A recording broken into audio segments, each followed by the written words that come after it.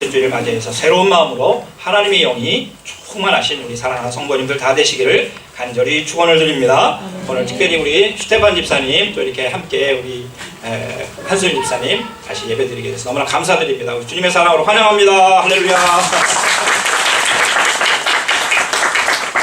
우리 구로보 부회님도 어저께 퇴원을 하시게 되었습니다. 진짜 얼마나 감사한지 힘든 가운데도 우리가 여러분들 성도님들께서 또 기도 많이 해주셔서 너무나 감사를 드립니다. 또 오늘 우리 같이 새롭게 예배 드리시는 두 분도 계시는데요. 우리 강재현 우리 강호석 우리 형제님 어머님 되신 우리 이정은 집사님 함께 오셨습니다. 할렐루야. 주의 사랑으로 환영합니다. 또 너무 오랜만에 뵙게 돼서 멋있어지신 것 같아요. 네. 우리 허영 친구 리하르드 그룬트 우리 헤어 그룬트 이렇게 오늘 참석이었습니다. 헤르스리 빌과멘 미치. 우리 옆에 계신 분들에게 오래간만에 뵙는 분들도 있고 우리 함께 귀한 사랑을 나누면서 축복하겠습니다. 사랑합니다. 축복합니다. 인사 나누겠습니다. 사랑합니다. 축복합니다.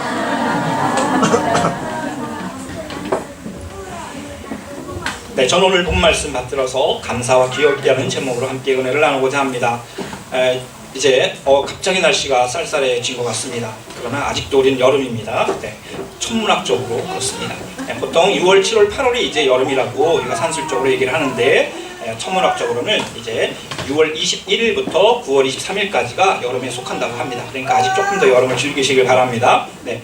근데 왜 여름이라는 이름이 참 우리나라 이름들 봄, 여름, 가을, 겨울인데 우리 한글로 되어 있죠. 그래서 여름 같은 경우는 여름 이제 뭔가 열리는 그러한 열매를 풍성하게 맺는 그런 절기가 아닌가 이렇게 생각을 해봅니다. 가을이 열매를 맺는다기보다는 가을은 추수하는 계절이죠. 가을은 더 성숙해지는 그러한 계절이라고 할 수 있습니다. 여러분들의 사랑의 수고와 또한 여러분들의 헌신과 열심에 또한 여러 가정과 사회와 또 우리 교회 안에서의 그런 열심의 수고들이 이제 가을에 성숙하여지고 풍성한 열매를 결실하는 그러한 축복이 있어지기를 간절히 축원을 드립니다. 여름은 생명력이 왕성한 시절입니다. 예. 근데 사람들만 여름에 쉬죠. 그죠? 이상하지 않습니까? 근데 이 쉼의 동안에 사람들은 많은 경험을 하면서 또한 자신을 돌아보고 더욱더 성장하고자 하는 그러한 마음과 결심을 하게 되고 성숙해지는 것을 보게 되는 것입니다. 우리 어린아이들이 언제 가장 키가 많이 크는 것 같습니까? 우리 부모님들? 겨우 잘 때 많이 크죠. 잘 때 많이 크니까 많이 잘 때는 언제죠? 방학 때죠. 그러니까 겨울은 겨울 방학은 짧고 여름 방학 기니까 여름이 진짜 쑥쑥 큽니다. 제가 아는 어떤 무슨 군도 아무튼 여름에 막 10cm 팍 크는 경우를 봤어요. 진짜 깜짝 놀랐습니다. 예. 그때 여름에 그래서 잘 자게 놔버려두고 맛있는 거 많이 먹여서 아이들이 크도록 그래야지 또 이제 학교 생활도 잘하게 되고 잘할 때 잘 자라게 되는 것입니다. 그렇습니다. 잘 자고 잘 먹고 잘 놀다 보면 어린이들의 육신도 마음도 성장하게 되는 것을 보게 됩니다. 쉬는 것 같아도 여름에 우리 어린아이들은 쉬면서 가장 많은 성장을 하는 것 같습니다. 우리 한국에서는 신앙적인 성장을 가장 많이 하는 절기가 여름인 것 같아요. 물론 봄, 가을로 하경에도 있고 부흥에도 있지만 수련회를 통해서 많은 사람들 가족 온 성도들이 야외로 나가서 함께 먹고 함께 기도하는 그러한 수련회를 갖는 동안에 혹은 일주일 혹은 10일 정도 선교 여행을 떠나는 가운데 영적으로 큰 성장을 하는 것을 경험하게 되는 것입니다. 일상적인 삶을 내려놓고 온전히 하나님께만 다가가는 저희들에게는 6월달에 있었지만 육신적으로 힘들어도 영적으로 큰 은혜를 경험하는 그런 절기가 바로 여름인 것입니다.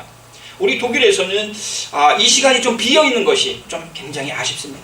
이 8월달에 우리는 각자 뿔뿔이 흩어져서 쉼의 시간을 갖는데 함께 모여서 함께 하나님 앞에 나오고 함께 편안한 쉼을 갖는 그러면서 영적으로도 깊어질 수 있는 시간을 가질 수 있다면 또 한 해를 건강하게 영적으로도 우리가 지낼 수 있는 줄 믿습니다. 저도 여러분이 기도해 주셔서 3주 동안 정말 휴가 그 휴가 가짜는 아니지만 아무튼 집에서 잘 쉬었습니다. 그러니까 집에 있으니까 또 손님들이 이렇게 찾아오시곤 하였습니다. 그래서 여러 목사님들도 만나고 또 우리 성도님들도 막 뵙기는 했는데요. 바라기는 이제 이러한 쉼의 시간을 가지면서 자꾸 쉬면은 우리가 영적으로 굉장히 경계해야 될 부분이 게으름인 것입니다. 쉼과 게으름은 구분을 해야 되는 것이죠. 쉼이라는 것은 사람은 회복을 위한 것이고 새로운 어떠한 주님의 사역을 감당하기 위한 쉼이라면 이 게으름이라는 것은 주님의 사역으로부터 멀어지는 것을 의미하는 것입니다. 이것이 영적인 게으름. 아무리 많은 일을 하고 분주하다 하더라도 주님으로부터 하나님으로부터 멀어져서 있는 것은 게으름인 것입니다. 저는 우리 교회 우리 성도님들 저를 비롯해서 우리 모두가 다 이제 새로운 달을 맞이해서 하나님께서 주신 영적인 이 쉼의 시간을 주셨으니 감사한 마음으로 새로운 마음으로 하나님께서 맡겨주신 귀한 은혜를 또한 새롭게 하는 그래서 주님의 사역을 힘차게 나아가는 은혜가 있으시길 예수님의 이름으로 간절히 축원을 드립니다. 그런 마음으로 올해 하반기에는 우리가 이 데살로니가 교회를 롤 모델을 해서 우리 교회를 비추어보고 닮아가고 또한 하나님 앞에 나아가는 그러한 은혜가 있기를 바라는 것입니다. 여러분들이 데살로니가 교회는 많이 이제 설교를 통해서나 또 여러분들 많이 들어봤을 것입니다. 오늘 이 본문 보면은 바울과 실로아노와 디모데가 하나님 아버지와 주 예수 그리스도 안에 있는 데살로니가 사람의 교회에 이 편지를 씁니다.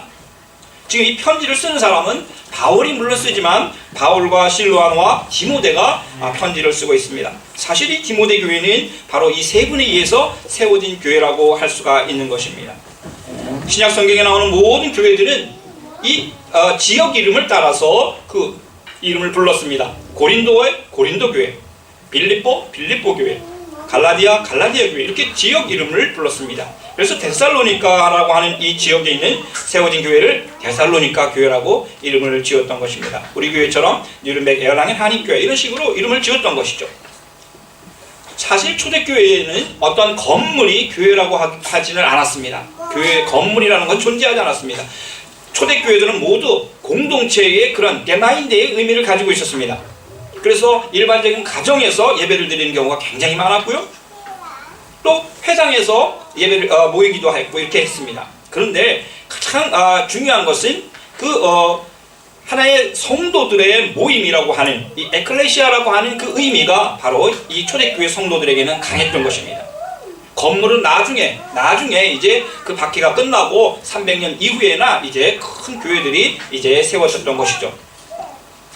이처럼 어떤 그 지역에 한 교회가 존재했고 그 교회를 통해서 모든 성도들의 초대교회 성도들의 영적인 보다 삶의 집중적인 중심이 센터가 되었던 것입니다. 우리 한국교회에도 개신교가 전해질 때에는 대부분 동네 이름을 따라서 교회 이름을 졌습니다. 우리 한국 최초의 장로교회를 소래교회라고 하는데 그 지역도 솔레, 그 소나무가 많았던 것 같아요. 소나무와 개천이 있었던 것 같습니다. 그래서 송천교회라고 했던데 아무튼 이 솔레교회가 최초의 장로교회였는데 거기도 역시 지역 이름을 따라서 그렇게 했습니다.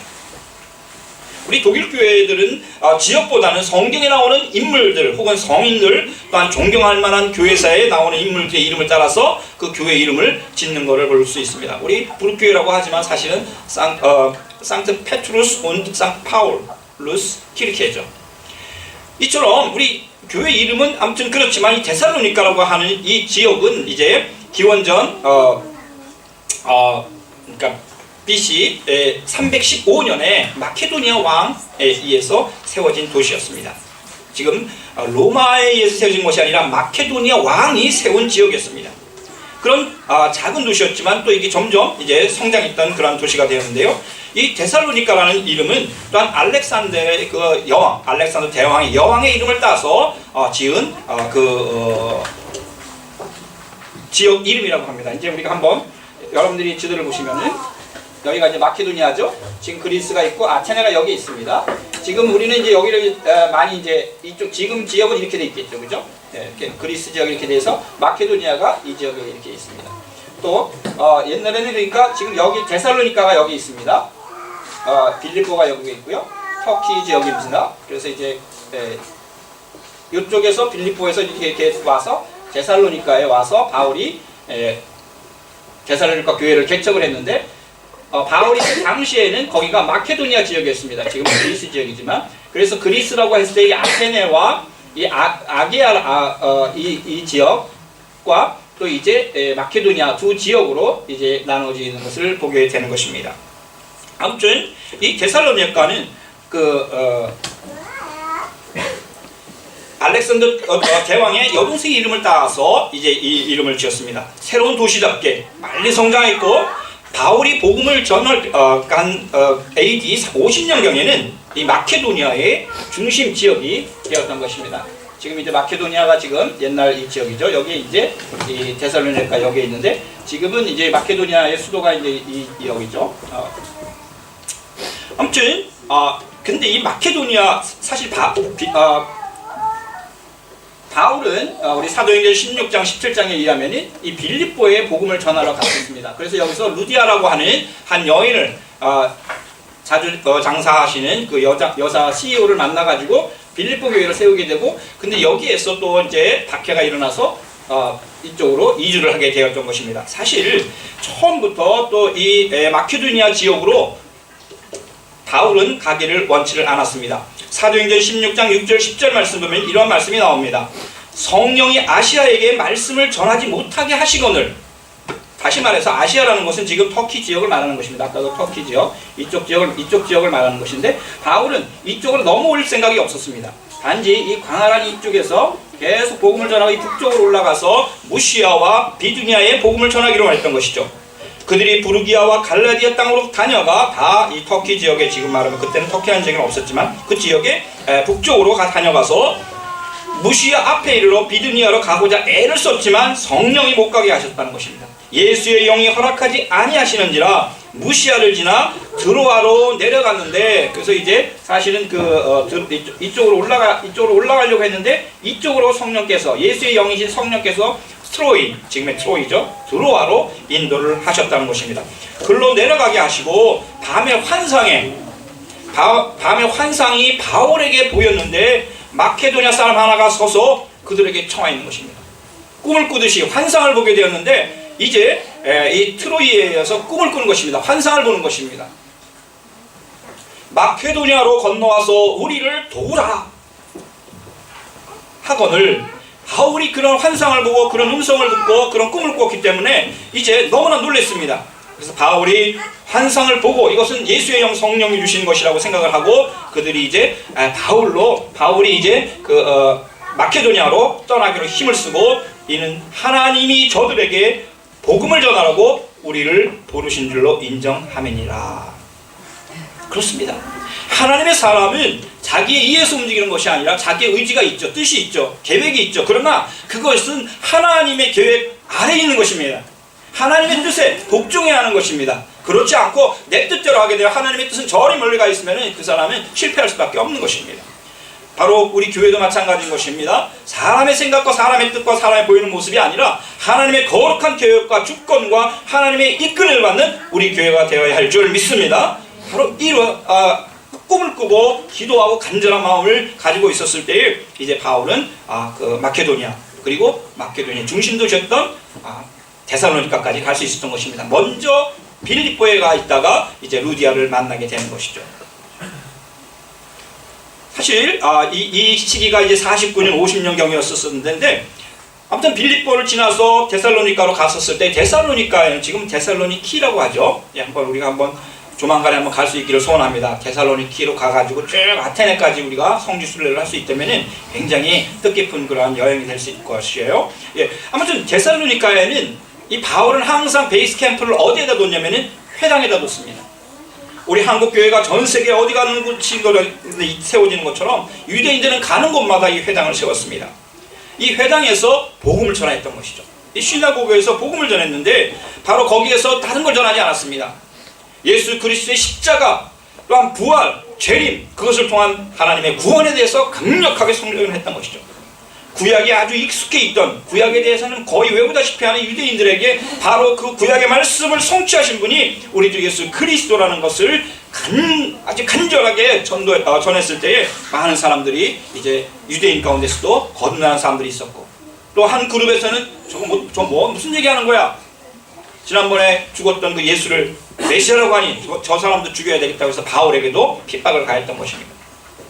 아무튼 이러한 가운데 이제 이 데살로니가 유대인 회당에서 복음이 전해졌고, 사실 유대인 회당 그러면서 거기서 또 유대인 회당에 나오던 약간 이제 두려움을 갖고 있던 사람들이, 이방인들이 유대인 회당에 나와 있었습니다. 구원을 사모하는 사람들이 유대인 회당에 나와 있던 이방인들이 이 사도 바울 선생님의 설교를 듣고 회심해서 이제 크리스찬이 되고 데살로니가 교회 성도들이 되었어요. 그래서 실질적으로 데살로니가 교회 안에는 유대인들보다는 이 회심한 이방인들, 또한 처음 예수님 믿는 그러한 사람들이 많이 이제 있었던 것을 보게 되는 것입니다.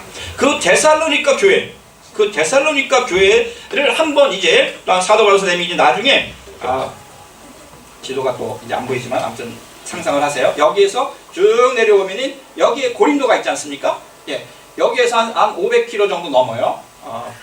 50km예요. 550km. 여기서 여기까지.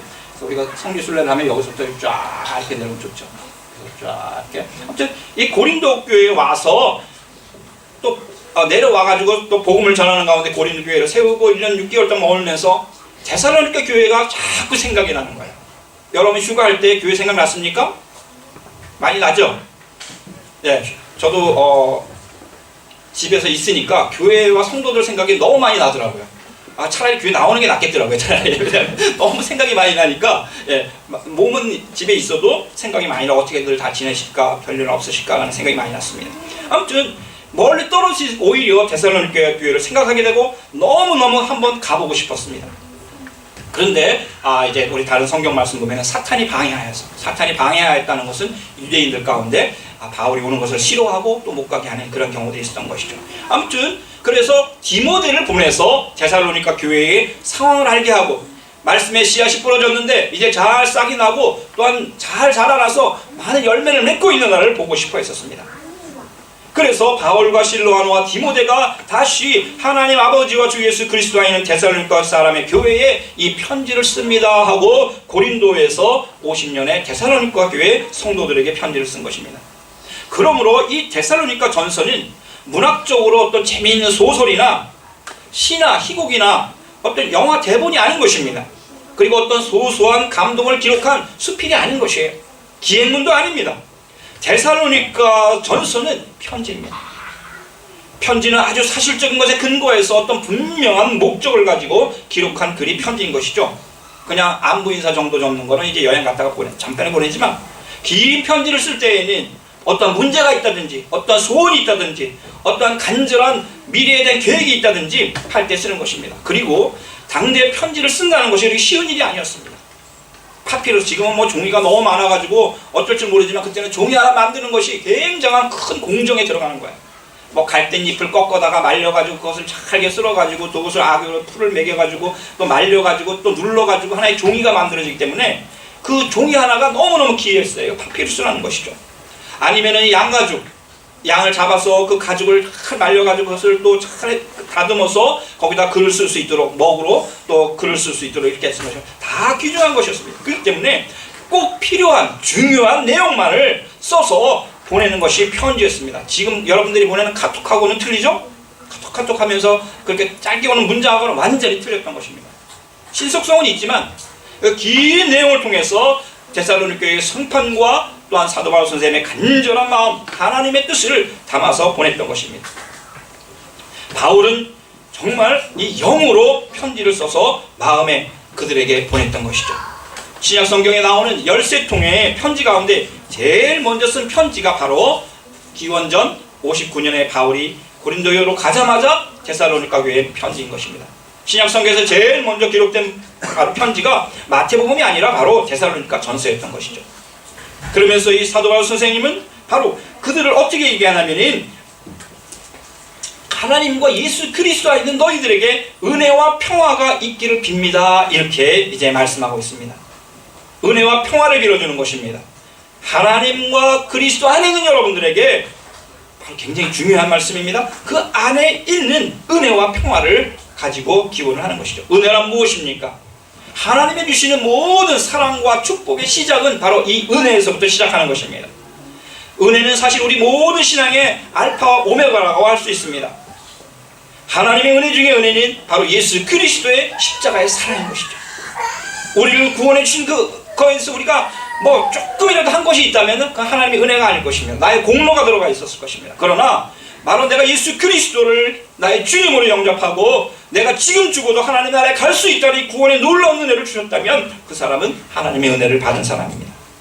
그러므로 내가 여러분에게 은혜가 있기를 빕니다라고 편지한 것은 바로 이 하나님의 놀라운 사랑의 표현인 것입니다.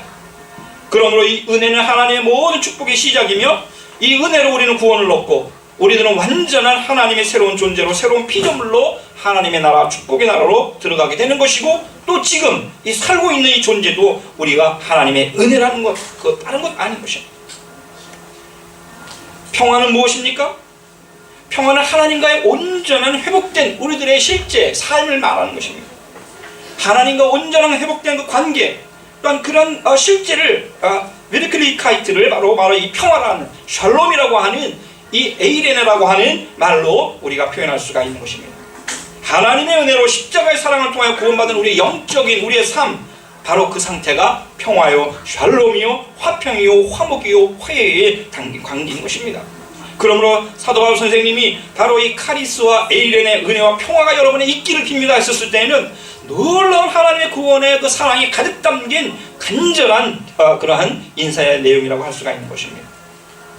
은혜와 평강이 있기를 빕니다. 우리 옆에 있는 분들하고 한번 인사 나누겠습니다. 은혜와 평강이 있기를 빕니다. 은혜와 평강이 있기를 빕니다. 완전한 구원의 축복이 바로 이 말씀 안에, 이 샬롬 또한 은혜 안에, 카리스 안에 담겨져 있는 것입니다.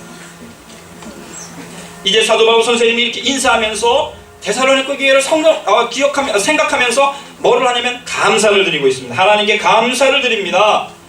여러분들 데살로니가 성도들은 구원하신 하나님에 대한 감사의 기도이기도 하고, 동시에 데살로니가 성도들의 변화된 모습에 대한 감사이기도 했습니다. 데살로니가 교회 성도들이 바울이 복음을 전하기 전까지는 주님을 만날 수가 없었고 주님에서 알지도 못했지만, 사도 바울 선생님과 실로아노와 디모데가 복음을 전함으로 교회가 생기고 그들이 예수님을 주님으로 영접하는 이 변화된 삶을 봐왔기 때문에 바울은 그들에 대해 생각할 때 너무너무 감사한 거예요. 여러분, 한 영혼이, 여러분이 전도해서 한 영혼이 예수님을 믿게 되었다면 그 사람은 일생 내내 여러분의 정말 하나님의 면류관인 줄 믿습니다. 면류관 다른 게 아니에요. 한 영혼이 내가 복음을 전해서 예수님을 알지 못하는 자가 구원을 얻었다면 그것보다 큰 영광의 면류관은 없는 것입니다. 바로 데살로니가 교회가 그런 교회였죠. 사도 바울 선생님이 너무너무 그들에게 가고 싶어 했고, 그들을 생각할 때마다 하나님께 감사했고, 또한 그들에게도 감사한 마음이 있었을 거예요. 너희들이 그렇게 예수님 믿고 변화되었으니 내가 너무 고맙다. 데살로니가 교회 성도들은 아까도 말씀드렸지만 유대인들이 많지 않았습니다. 이방인들이 로마의 그 그리스 문화에 완전히 젖어 있는 그 온갖 잡신들에게 눌려있던 그들이 이제 영원한 하나님의 왕이신 예수 그리스도를 영접하고 데살로니가의 성도들이 되었던 것입니다. 그러나 또 그것을 시기하는 유대인들이 너무나 많았어요.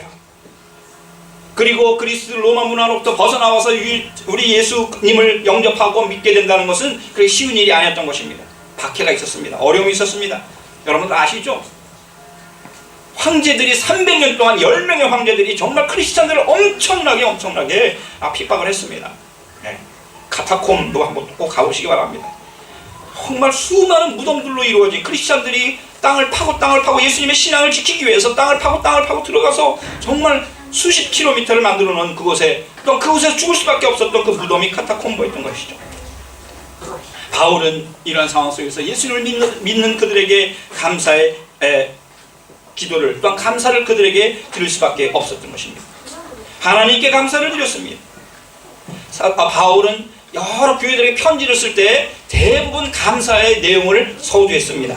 여러분들도 편지 쓸 때 아버지한테 좀 용돈 보내달라고 할 때 감사부터 쓰죠? 아버지, 어머님 덕분에 제가 이곳에서 너무너무 잘 지내고 있습니다. 너무너무 감사합니다. 그러다 한참 뒤에 가서 한 30만 원만 보내주시면 제가 이렇게 30만 원 너무 적은가요? 한 3,000유로만 보내주시면 제가 살겠습니다. 뭐 이렇게. 여러분들, 그런데 다 그런 게 아니에요. 사도 바울 선생님이 13통의 편지를 쓰면서 다 그 교회들마다 감사한 것 아닙니다. 한 교회가 빠져 있어요. 어떤 교회는? 갈라디아 교회. 왜 그런지 모르겠어요. 갈라디아에서는 굉장히 중요한 신앙의 내용이 담겨져 있는, 오직 예수 그리스도를 통해서 구원을 얻는다고 하는 그 진리가 로마서를 압축해 놓은 것과 같은 그러한 내용이 담겨져 있는데, 갈라디아 교회에 대해서는 감사한다는 그런 표현이 바울이 하지 않고 있는 걸 보게 되는 것입니다. 여러분들, 감사는 어디서 나옵니까? 기억에서 나오는 것입니다. 에어린너로 뭔가 기억할 때 감사가 나오는 것이죠. 유대인들은 굉장히 기억이라는 단어를 중요시 여깁니다. 여러분들, 이제 딴 얘기는 안 하겠습니다. 기억은 모든 것을 풍성하게 만드는 핵심이에요. 우리 교회에 이제 건축학을 공부하시는 분이나 또 우리 건축하시는 우리 집사님도 계시지만, 여러분들 제가 어떤 프로를 봤는데 그 건축, 그 건물의 크기, 그 크기는 꼭 물리적인 크기만으로 말하지 않는다고 그래요. 예를 들어서 내가 30 크바드라메타의 하우스에 산다. 너무 작은가요? 아무튼 100 크바드라메타의 하우스에 산다고 합시다. 그러면은 이 30 크바드라메타 하우스라고 한다면은 내가 거기 너무 작아 보이지만 그것이 하우스였을 경우에는 봄, 프리링, 썸머, 또 헤어스트, 빈터 이렇게 사계절이 들어가면 곱하기 4를 해야 된다는 거야. 휘어말. 그래서 120 크바드라메타가 된다는 것이죠. 왜 그럴까? 봄에 경험했던 그 집, 그 하우스에서 경험했던 그 집과 여름에 나무들이 옆에 자라고 그러는 꽃이 피는 그러한 것과 정원에서, 그리고 가을에 열매 맺는, 그리고 겨울에 눈이 와서 마당에 눈이 확 내리는 온 집이 눈이 하얗게 벗긴 이 기억, 이 메모리가 완전히 다르다는 것입니다. 그러므로 그냥 30 크바드라메타가 아니라 4배 120 크바드라메타에 대한 그 건물 하나의 그런 경험을 가지고 그 집의 크기는 120 크바드라메타라는 것입니다. 그런데 만약 그 집이 30 크바드라메타의 아파트라고 했었을 때는 이제 얘기가 달라진다는 것입니다. 아파트는 봄, 여름, 가을, 겨울 거의 비슷하죠? 봄마다, 여름마다 집을 바꾸시는 분 계신가요? 완전히 그런 건 없습니다. 그냥 30 크바드라메타인 거예요. 그분의 그 집에 대한 기억은 하는 거예요. 그러니까 그냥 30 크바드라메타에 불과하다는 것입니다. 마찬가지입니다. 그렇습니다. 사람들과의 관계도 마찬가지죠. 아무리 좋은 이웃이 옆에 10년, 20년, 50년, 100년을 살아도 1년 동안 한 번의 대화도 만나지 않는다면, 인사가 없다고 한다면 어떻게 하겠습니까? 그 사람과는 아무런 기억도 그와가 나누는 것도 의미도 없는 것입니다. 그러므로 그 사람은 나무로 먹는 것이죠. 그러나 아무리 멀리 떨어져 있는 사람이라 할 때도 자주 만나고 그분과 귀한 사랑의 교제를 날마다 나누어가면서 기억을 만들어간다면 그 사람은 풍성한 관계를 맺어가는 것입니다. 신앙생활 더욱더 그렇습니다. 우리가 하나님과의 깊은 사랑의 관계 속에 들어가서 하나님과 풍성함을 나누지 않으면 우리들의 신앙은 점점 작아질 뿐입니다. 하나님에 대한 기억과 하나님에 대해서 감사할 것이 없는 거예요. 사랑이 나올 수가 없는 것입니다. 교회 공동체 안에 있는 형제자매들과 더불어 나누는 사랑과 기쁨으로 풍성해지고, 먼저 형제자매들과 더불어 나누는 사랑과 기쁨으로 풍성해질 때에 이것이 이제 이웃과 세상으로 흘러나가게 되는 것입니다. 이것이 우리들의 기억의 총량이 있고, 이것이 우리들의 믿음의 총량이고, 우리들의 사랑의 총량인 줄 믿습니다. 먼저 우리 교회 공동체가 정말 사랑으로 하나가 되어야 돼요. 사랑으로 충만해야 됩니다. 그렇다고 해서 우리가 충만한 다음에 세상 사람을 사랑하겠습니다. 그건 불가능해요. 여러분, 교회가 오히려 더 문제가 많을 수도 있고 어려울 수도 있습니다.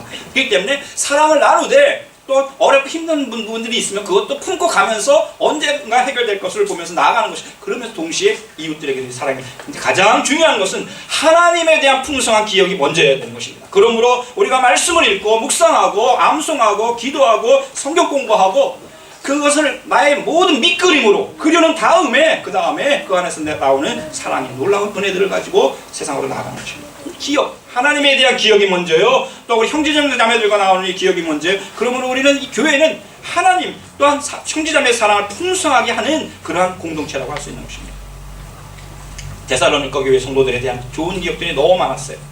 그래서 감사하고 기도할 때마다 감사가 나오는 것입니다. 왜? 기억하니까. 오늘 구역의 3절 말씀 보면 구체적인 기억의 내용들이 나옵니다. 우리는 하나님 우리 아버지 앞에서 여러분의 믿음의 행위와, 중요하죠? 믿음과 행위는 우리가 반대로 생각하는데, 믿음의 행위와 사랑의 수고와, 사랑은 늘 붕붕 떠있는 걸로 아는데 수고가 따릅니다. 우리 주 예수 그리스도께 소망을 굳게 지키는 인내를 언제나 기억하고 있습니다.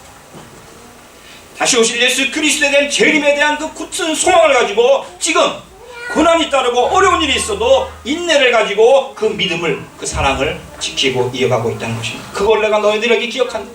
사도 바울 선생님이 3덕 신앙을 굉장히 중요시하죠. 믿음, 소망, 사랑. 데살로니가 교회 성도들은 구원받은 하나님의 자녀였을 뿐만 아니라 은혜와 또한 하나님의 놀라운 평화가 있을 뿐만 아니라 이 믿음의 수고의 삶을 살았다는 것입니다. 믿습니다 하고 게으르고 세상적인 삶을 사는 게 아니라 믿습니다 하면서 놀라운 사랑의 행위를 삶을 살았다는 거예요. 삶이 있었다는 것입니다. 우리 사랑하는 성도들을 바라보면, 우리 믿음의 열랑의 한인교회 바라보면 얼마나 믿음의 수고를 많이 하시는 분들이 많은지 모릅니다.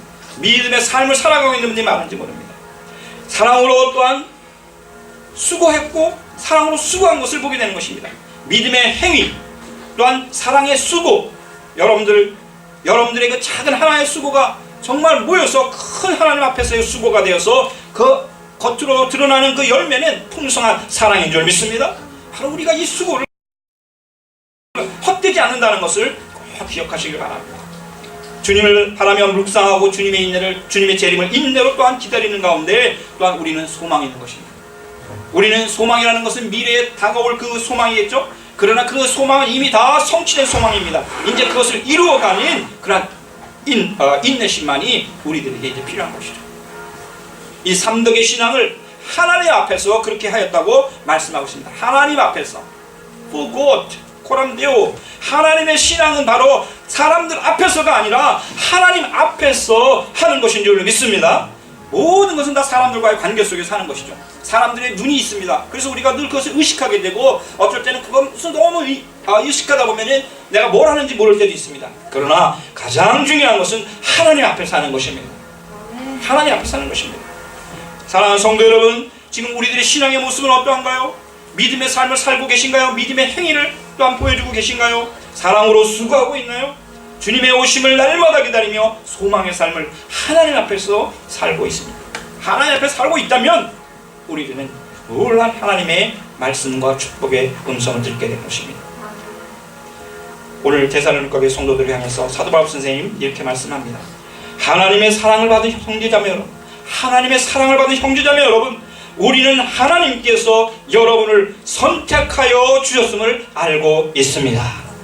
세상 많은 사람들에게 한 사람 한 사람 이름을 불러주고 선택하여 안아주시고 내가 너를 사랑한다고 말씀하고 있는 것입니다. 그래서 하나님의 사랑을 받은 형제 자매 여러분이라고 얘기하는 것입니다.